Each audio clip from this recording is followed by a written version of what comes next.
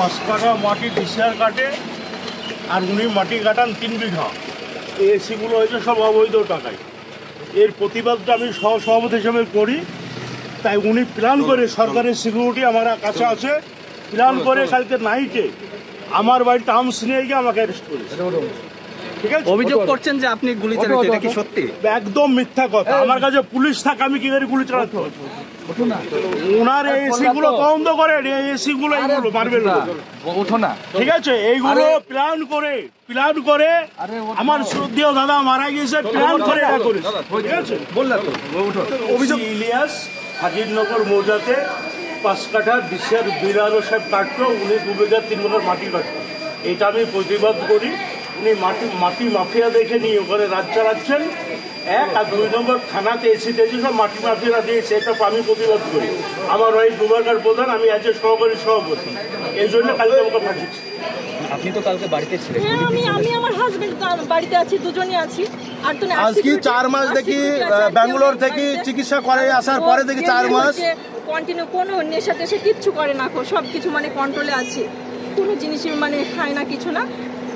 4 মাস মানে ওষুধ ছাড়া, আপনি দেখেন ওষুধ গেলা দেখেন যে ওষুধ ছাড়া কিছু চলতে পারে না। উনি ওষুধ ছাড়া ডিং করা তো দূরে থাকলে ওষুধ ছাড়া কিছু চলতেই পারে না। বাড়িতে কোনো ঝামেলা নেই। তাহলে পুলিশ কি বলে তুলে দিল? উনিকে রাজনীতি লেভেলে ফাঁসানি হচ্ছে, মানে প্রশাসন ওই লোককে ফাঁসানি একটাই কারণ হচ্ছে যে উনি কাউরির কথা মতো চলে না, রাজনীতি ছাড়া কিছু চিনে না। উনি 4 মাস ধরে মানে ওষুধ খাচ্ছে, ওর কোনো ডিঙ্কিং না। সরকারি পুলিশের যদি থাকা অবধি কোনো সরকারি লোক থাকা কি গুলি করতে পারে? আপনাদের কি মনে হয়? বাড়িতে সরকারি লোক থাকে, পুলিশ থাকে।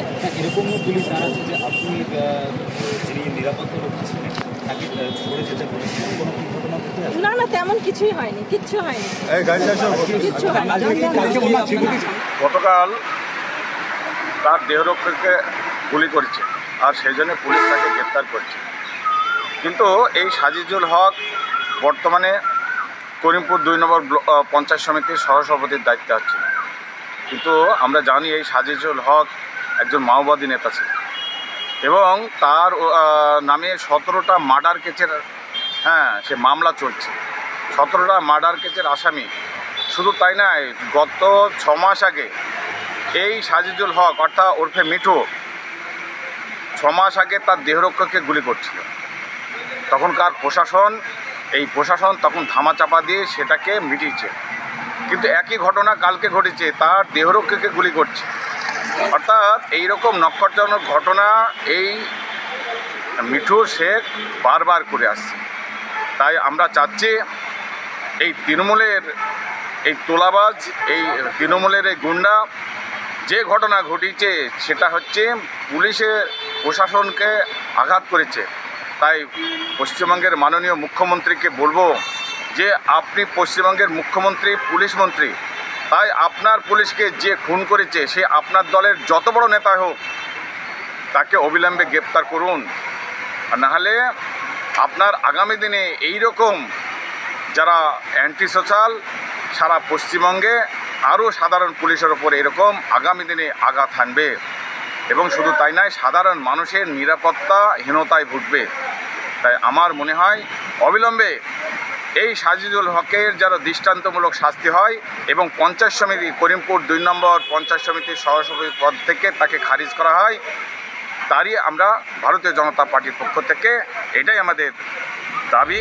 এটা অদ্ভুত ব্যাপার, কারণ পুলিশ নির্দিষ্ট কমপ্লেনের ভিত্তিতে হয়তো কাউকে অ্যারেস্ট করেছেন এবং তার সত্যতাটা আদালতের প্রমাণ হবে। এ বিষয়ে আমাদের কোনো মতবাদ নেই। তদন্ত করে দেখা যায় যদি তিনি অভিযুক্ত, তাহলে অভিযোগ আইনের পথে চলবে। এখানে তো আমাদের কিছু বলার কিছু নেই। নির্দিষ্ট অভিযোগের ভিত্তিতে যদি পুলিশ অ্যারেস্ট করে থাকে। বিজেপি বলছে এটা তৃণমূলের কালচার। এটা কালচার ওসব বলে লাভ নেই। কাকে কোন পরিস্থিতিতে কী পরিবেশে তিনি অ্যারেস্ট হয়েছেন সেটা আদালত বলবে এবং আদালতের এটা বিচারাধীন বিষয়। দল কি মিঠুর পাশে দাঁড়াচ্ছে? দেখুন, এই মুহূর্তে কিছু বলা যাবে না, এখন তদন্ত চলছে। মানে দলও ওর উপরে নিশ্চয়ই পর্যালোচনা করবে। সাজিজুল হক বয়স 43 ওরফে মিঠু, তিনি হচ্ছে ফাজিলনগরে বাড়ি। উনি সহসভাপতি পঞ্চায়েত সমিতি করিমপুর 2 ব্লকের। ওনার একজন সিকিউরিটি আছে যার নাম হচ্ছে জাহাঙ্গীর আলম, উনি আমাদের পুলিশের কনস্টেবল। সেই সাজিজুল হক ওরফে মিঠু মদ্যপ অবস্থায় আমাদের কনস্টেবল জাহাঙ্গীর আলমের উপরে আক্রমণ করেন, একটি গুলি ফায়ার করেন। ভাগ্যবশত জাহাঙ্গীর আলমের কোনো ক্ষতি বা ইনজুরি হয়নি, উনি বেঁচে গেছেন।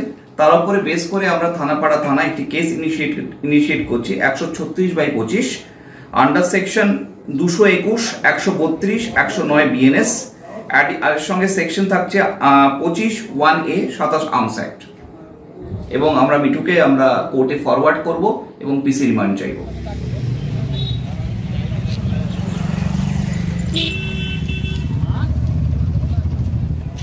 আমাদের ভিডিও ভালো লাগলে লাইক এবং শেয়ার করুন। কমেন্ট সেকশনে গিয়ে জানান আপনাদের মতামত। আরও ভিডিও পেতে আমাদের চ্যানেল সাবস্ক্রাইব করুন এবং প্রতি মুহূর্তে খবরের আপডেট পেতে প্রেস করুন বেল আইকন।